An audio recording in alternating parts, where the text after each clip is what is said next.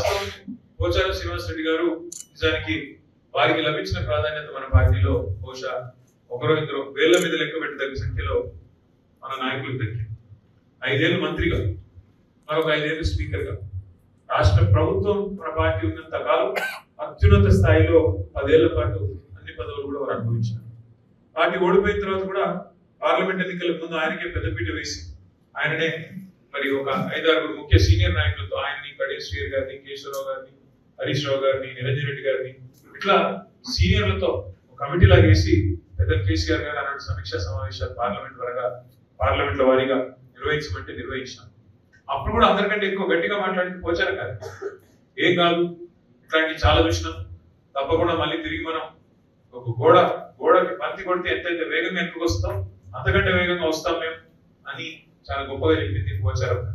అట్లాగే కేసీఆర్ గారు తిమ్మాపూర్ లో ఉండే తిరుమల తిరుపతి దేవస్థానానికి వచ్చినప్పుడు ఆ రోజు అందరి ముందు, ప్రజల ముందు కట్టే కాలే వరకు మీ నాయకత్వంలో నడుస్తామని మాటించి దేవుడు సాక్షిగా నా పెద్ద ఆయన ఎందుకు మాట తప్పినారో నాకు తెలియదు. కానీ మొత్తానికి ఈ రోజు కాంగ్రెస్ పార్టీలో చేరినారు. వాళ్ళ దురవస్థ ఏంటి అంటే పోచారం గారిది, ఆయన ఇవాళ ఏ పార్టీలో ఉన్నారు మీరు అని చెప్తే విలేకరులు అడిగితే చెప్పుకోలేని దురవస్థలో ఉన్నాడు. ఎందుకు? ఒకటే కారణం, ఇవాళ స్పీకర్ గారి దగ్గర విచారణ జరుగుతుంది. డిస్క్వాలిఫికేషన్ పిటిషన్ ఎదుర్కొంటున్నారు. ఎమ్మెల్యే పదవి పోతుంది నీ కాంగ్రెస్ లో ఉన్నా అంటే, అందుకే ఇంకా టీఆర్ఎస్ లో ఉన్నా చెప్తున్నారు వచ్చి స్పీకర్ గారి దగ్గరికి వచ్చి. కానీ ఒకటి మాత్రం పక్కా, ఇవాళ ఆయన ఏం చెప్పినా ఎన్ని రకాలుగా తిమిని పంపిణీ చేసే ప్రయత్నం చేసినా రాబోయే 6 నుంచి 9 నెలల కాలంలో బాన్స్వాడలో ఉప ఎన్నిక వచ్చేది ఖాయం. అనుమానం కూడా, ఎందుకంటే సుప్రీంకోర్టు సీరియస్ గా ఉంది. వీళ్ళు వాళ్ళు కాదు, సుప్రీంకోర్టు భారతదేశ అత్యున్నత న్యాయస్థానం, సర్వోన్నత న్యాయస్థానం సుప్రీంకోర్టు. ఆ చీఫ్ జస్టిస్ గారు ఇప్పటికి 10 సార్లు మొట్టికాయలు ఇచ్చినారు రాష్ట్ర శాసనసభ స్పీకర్ గారికి, మీరు వెంటనే నిర్ణయం తీసుకోండి. 3 నెలల గడువు పెట్టినారు. మరి 3 నెలల గడువు కూడా ముంచుకొస్తున్నది. మొన్న జూలై ఆఖరిలో పెట్టినారు, ఆగస్ట్ అయిపోయింది, 1 నెల అయిపోయింది, ఇంకో 2 నెలల్లో స్పీకర్ గారు కూడా నిర్ణయం తీసుకోవాలి. వాస్తవం ఏంటంటే కాంగ్రెస్ ప్రభుత్వం వచ్చిన తర్వాత 21 నెలలు నిండి, ఈరోజు 5వ తారీఖు అనుకుంటాం, 2 రోజులు అయితే 21 నెలలు నిండి 22వ నెలలో అడుగు పెడతా ఉంది.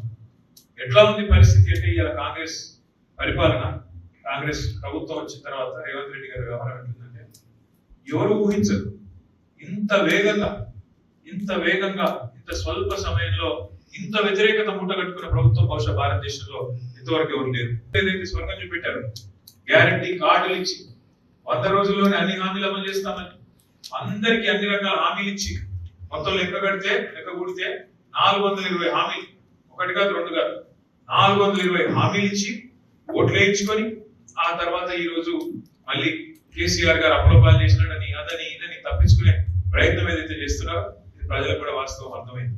5 ఏళ్ల కోసం నీకు ప్రజలు అవకాశం ఇచ్చినప్పుడు నువ్వేం చేయాలా? కేసీఆర్ గారు రూపాయి పని చేస్తే నువ్వు రూపాయి పని చేయండి, ఎవరు వద్దన్నారా? కేసీఆర్ పేదవాడికి 1000 రూపాయలు ఇస్తే నువ్వు 2000 రూపాయలు ఇచ్చే ప్రయత్నించి వద్దని లేదు. కేసీఆర్ గారు బాన్స్వాడలో 11,000 ఇల్లు కడితే నువ్వు 22,000 ఇల్లు కట్ట వద్దన్నారు ఎవరు? అట్లా ఉండాలి. కానీ తెల్లారి లేస్తే ఒకటే మాటల దాడి, బూతులు, ఇష్టం వచ్చిన తిట్లు, ఇంకా దాన్ని తప్పించుకోవడానికి గ్యారెంటీలు ఇచ్చి తప్పించుకోవడానికి చేతగాని మాటలు. నా రిక్వెస్ట్, నా ప్రార్థన అందరితో ఏమంటే ఇవాళ పోచారం శ్రీనివాస్ రెడ్డి గారు ఒక బలమైన నాయకుడుగా బాన్స్వాడలో మీకు కనిపించవచ్చు. శ్రీనివాసరావు గారు చెప్పినట్టు ఎప్పటికప్పుడు అందివచ్చిన అవకాశాలని తెలివిగా చాకచక్యంగా వాడుకుంటూ ఎదుకోవచ్చు. కానీ ఇవాళ ఆయన ఉన్న పార్టీ కానీ ఆయన ఉన్న పరిస్థితి కానీ చాలా దయనీయమైన పరిస్థితి. వాస్తవంగా చెప్తా ఉన్నాం ఈ మాట. ఎందుకంటే వాళ్ళు శ్రీనివాస్ రెడ్డి గారిని ఏమైనా పట్టుకొని 40 ఏళ్ల రాజకీయ జీవితం తర్వాత ఏ పార్టీలో ఉన్నారు మీరు గొట్టం పెడితే చెప్పుకోలేని దురవస్థలో ఉన్నాడు ఆయన. మీరు ఇవాళ గల్లా ఎగరేసుకొని చెప్పొచ్చు, తెలంగాణ తెచ్చిన పార్టీ తెలంగాణ.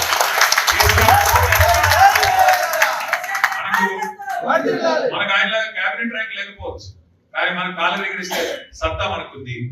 మనం ఇవాళ ఆయనలాగా అధికార పార్టీలో లేకపోవచ్చు, కానీ గర్వంగా చెప్పుకోవచ్చు ఈ గులాబీ జెండానే తెలంగాణకి శ్రీరామ రక్ష, ఆ పార్టీలో కేసీఆర్ లాంటి నాయకత్వంలో పనిచేస్తున్నామని చెప్పి గర్వంగా చెప్పిన అవకాశం.